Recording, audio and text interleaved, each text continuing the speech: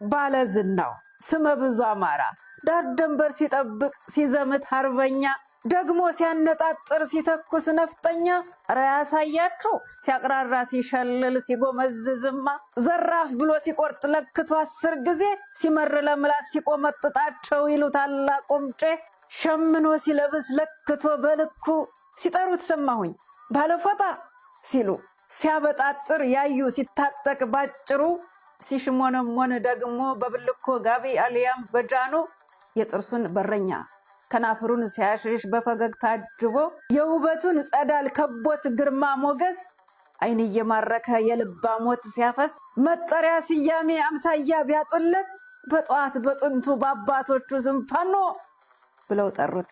በአንድነት ሲዘምር ስለ እናት ኢትዮጵያ ስም አወጣጡለት አሉት ትምክህተኛ።